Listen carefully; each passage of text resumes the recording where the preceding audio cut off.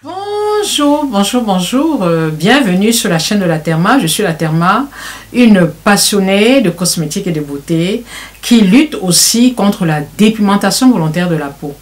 Pharmacienne de profession, je préviens, j'informe, je conseille et comme je dis toujours, je n'oblige pas, d'accord, libre choix. Mais une chose est sûre, je dis toujours non à la dépigmentation volontaire de la peau.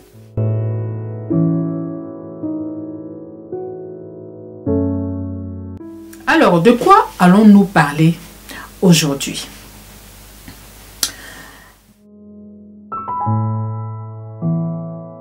Aujourd'hui, nous allons parler de sensibilité et de réactivité.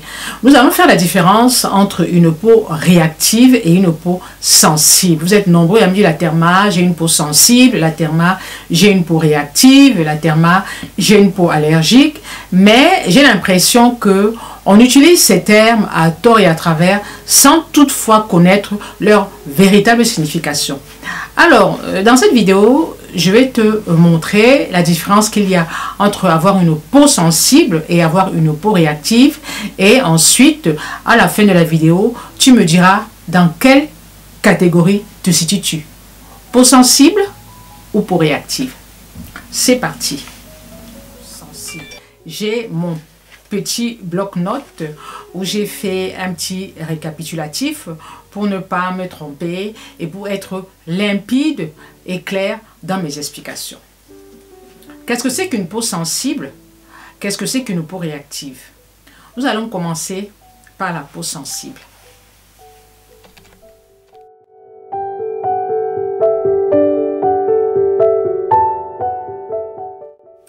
Il faut savoir qu'en France, 60% des femmes ont une peau sensible contre 40% des hommes. La peau sensible, c'est de l'ordre de l'invisible. C'est quelque chose qu'on ne voit pas.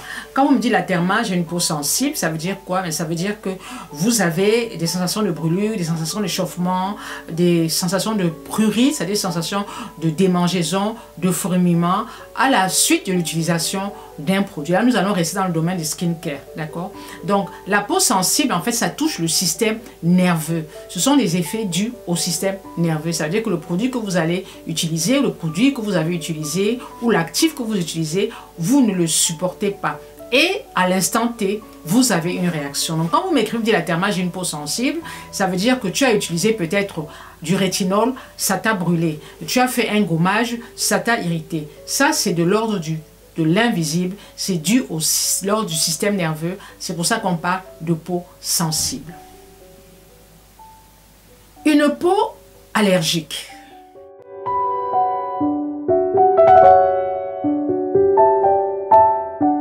Une peau allergique. On quitte le domaine de la peau sensible pour parler de la peau allergique. Alors, c'est pour ça que en matière de skincare, on va pas parler d'allergie. On va parler de sensibilité, de réactivité. D'accord? Parce qu'on réagit pile poil à un produit et on sait de quoi il s'agit.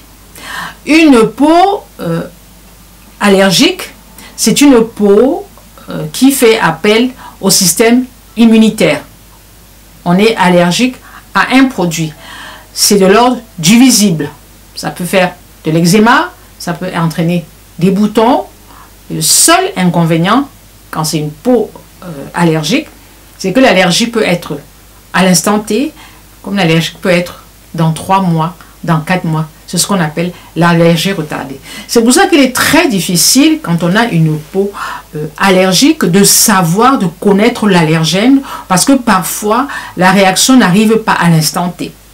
Vous allez peut-être me dire, voilà, j'ai utilisé l'aloe vera, mais je ne sais pas si je suis allergique à l'aloe vera, parce que j'ai eu l'habitude d'utiliser l'aloe vera, et puis un beau jour, j'ai utilisé l'aloe vera, et j'ai développé de l'eczéma. Donc ça, c'est une forme de peau allergique. C'est-à-dire qu'à l'instant où vous avez utilisé l'aloe vera, vous avez eu des petits boutons qui sont apparus. Vous avez développé de l'eczéma. Vous savez de quoi il s'agit. D'accord? Mais souvent, l'allergie peut ne pas arriver à l'instant T. Parce que l'allergie fait appel au système immunitaire. Et elle peut réagir tout de suite, la peau, comme elle peut réagir dans 6 mois. Et si la peau réagit dans 6 mois, vous n'allez pas savoir quel est l'allergène responsable de cette allergie. Il faudra aller voir le médecin, il faudra faire des tests et ce n'est pas toujours évident. Donc, regardez bien la différence qu'il y a entre les deux types de peau. C'est pour ça que quand vous me dites j'ai une peau allergique, allergique à quoi? C'est difficile. Par contre, quand vous dites j'ai une peau sensible, la sensibilité, tout de suite, vous savez de quoi il s'agit. Parce que si tu utilises du rétinol, tu as la réaction tout de suite. Tu ne vas pas avoir la réaction dans 6 mois. Si tu as la réaction dans 6 mois, ça veut dire que tu fais une allergie au rétinol. Et là, il sera très difficile de savoir de quoi il retourne.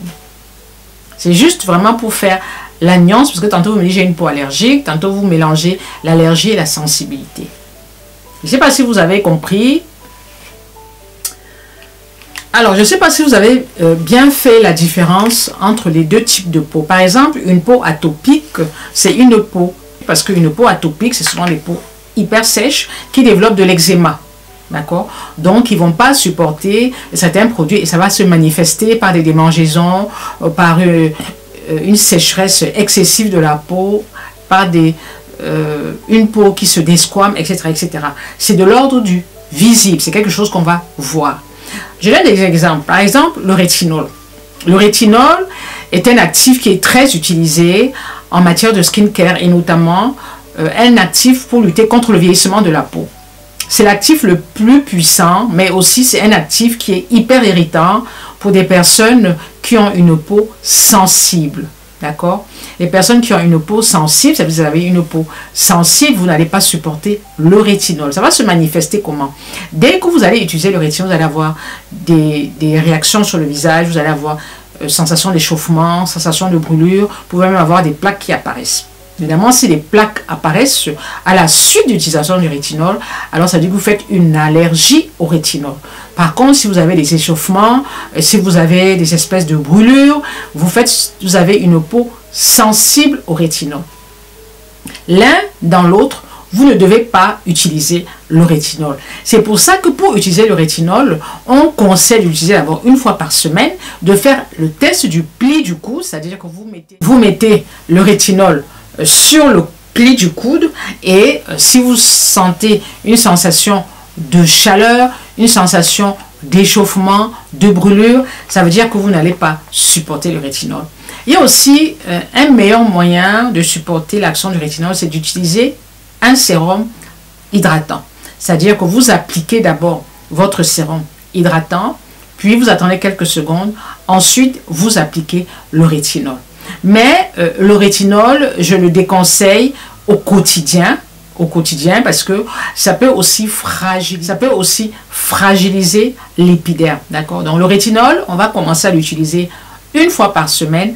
Ensuite, on va l'utiliser 2 fois, ensuite peut-être 3 fois. Et on va l'appliquer bien sûr en soirée et le lendemain, on va utiliser sa crème solaire. C'est obligatoire. Parlons aussi des gommages. Il y a des personnes qui ne supportent pas le gommage parce qu'ils ont par exemple une peau sensible. C'est-à-dire que dès qu'elles mettent un gommage sur le visage, elles commencent à avoir des échauffements, commencent à avoir des irritations. D'accord? Tout simplement parce que parfois les gommages à grains sont traumatisants pour la peau. Moi, personnellement, je n'ai pas ce problème ni de sensibilité, ni d'allergie, parce que j'ai quand même une peau qui franchement, j'ai une peau épaisse. Parce que si j'avais une peau sensible et allergique, tous les produits là, j'aurais jamais pu les utiliser. Mais j'utilise du rétinol, j'utilise des acides de fruits et je n'ai pas de problème. Mais je fais quand même très attention parce que j'hydrate énormément ma peau. Et je n'utilise pas le rétinol tous les jours et je n'utilise pas les acides de fruits tous les jours et je n'utilise pas de rétinol en même temps que les acides de fruits, je n'utilise pas de rétinol en même temps que les gommages à grains, etc., etc. Donc il y a quand même des précautions à prendre pour éviter cette réactivité-là, pour éviter cette hypersensibilité. Les femmes qui sont dépigmentées la peau,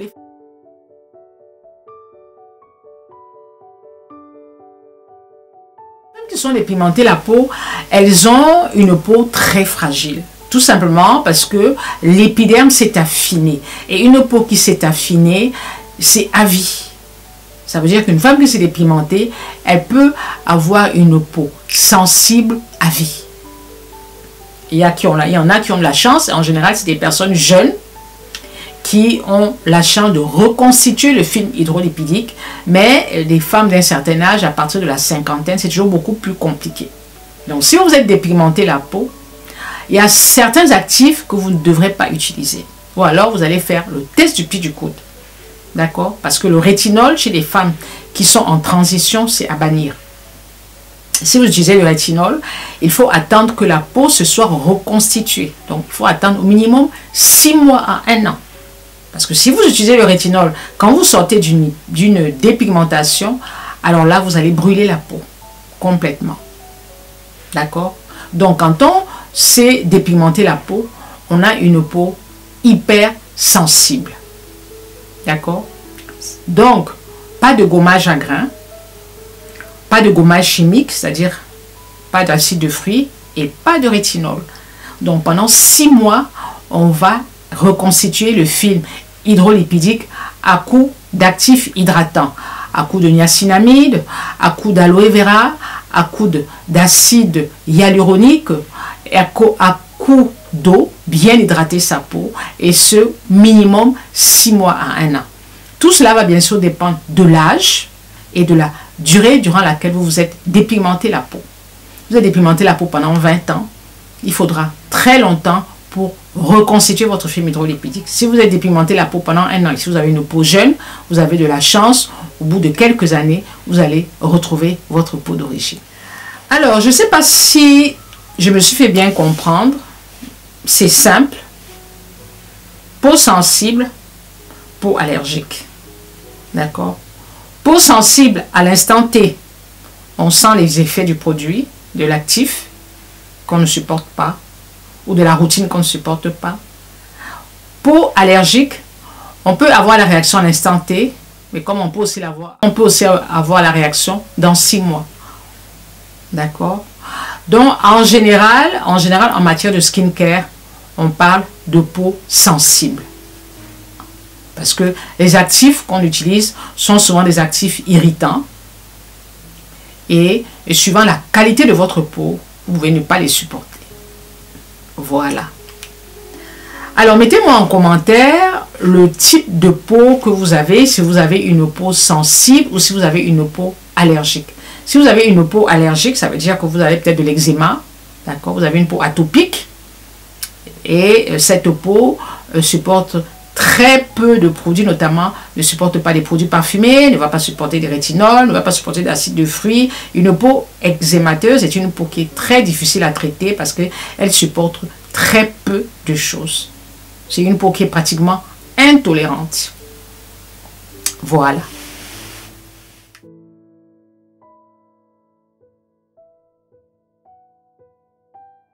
Voilà, j'en ai terminé. Je pense que la vidéo n'est pas très longue. Merci de m'avoir suivi jusqu'au bout. N'hésitez pas à me laisser en commentaire la peau que vous avez, si vous avez une peau sensible ou si vous avez une peau allergique. Hein.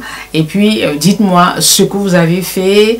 Est-ce que vous continuez à utiliser des produits? Est-ce que vous avez arrêté? Est-ce que vous avez opté pour des produits sans parfum, etc., etc. Vous allez me dire, oh la Therma, alors quand on a une peau réactive, une peau sensible, qu'est-ce qu'on peut utiliser? Quand on a une peau allergique, pas de parfum. Déjà, automatique.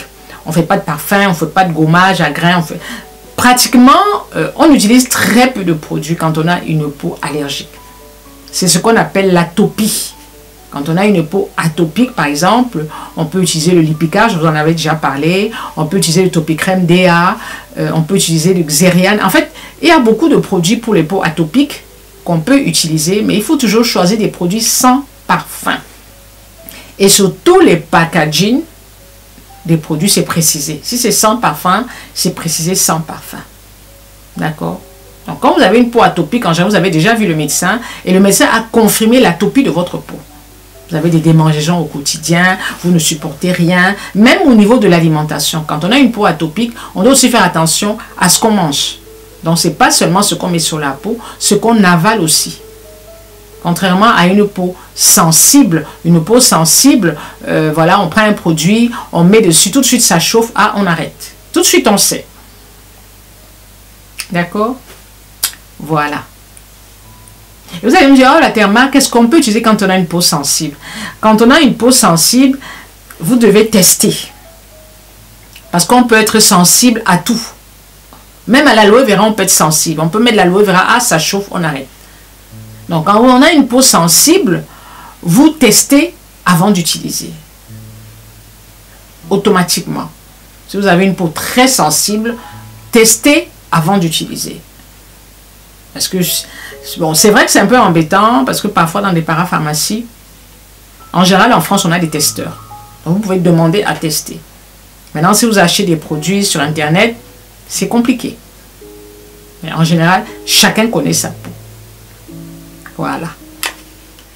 Merci de m'avoir suivi jusqu'au bout. J'espère que cette vidéo t'a plu. J'espère que cette vidéo répond à tes attentes. D'accord? Je te fais plein de bisous et n'hésite pas à me laisser des commentaires. N'hésite pas aussi à t'abonner. En t'abonnant, petit pouce vers le haut. Et si tu as besoin d'une routine coréenne, n'hésite pas à me contacter. Le site stylevana.com avec mon code promo INF10 La Therma pour avoir tes produits coréens à petit prix avec 10 à 15% de remise. D'accord? Et bien sûr, si tu as besoin que moi je te fasse la liste des produits coréens, mon numéro WhatsApp va s'afficher. Je t'attends. Prenez soin de vous et à très bientôt. Ciao, ciao.